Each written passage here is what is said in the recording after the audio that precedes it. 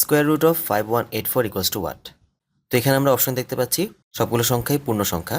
That means square রুটের নিচের এই সংখ্যাটি হচ্ছে একটি পূর্ণবর্গ সংখ্যা, কারণ পূর্ণবর্গ সংখ্যাকেই স্কোয়ার রুট করলে পূর্ণ সংখ্যা পাওয়া যায়। তো এই ধরনের 4 ডিজিটের পূর্ণবর্গ সংখ্যার স্কোয়ার রুট করার জন্য আমরা একটি টেকনিক অ্যাপ্লাই করতে পারি। তার জন্য আমাদের 1 থেকে 10 পর্যন্ত সংখ্যার বর্গের মান জানা থাকা লাগবে।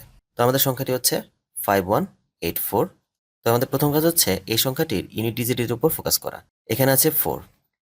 আমরা দেখতে পাচ্ছি 1 থেকে 10 পর্যন্ত সংখ্যার মধ্যে বর্গ করলে ইউনিট ডিজিটে 4 শুধুমাত্র 2 এবং 8 এর ক্ষেত্রে আসে। তো এখানে আমরা 2 অথবা 8 লিখলাম। তারপরের সংখ্যাটি বাদ দিয়ে দিই। তারপর হচ্ছে 51। 51 থেকে ছোট এবং এর কাছাকাছি পূর্ণবর্গ সংখ্যা হচ্ছে 49, যার বর্গমূল হচ্ছে 7।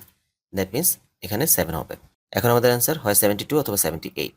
তো এদের মধ্যে কোনটি কারেক্ট হবে সেটি বোঝার জন্য 7 এর সাথে তার পরের সংখ্যাটি গুণ করি।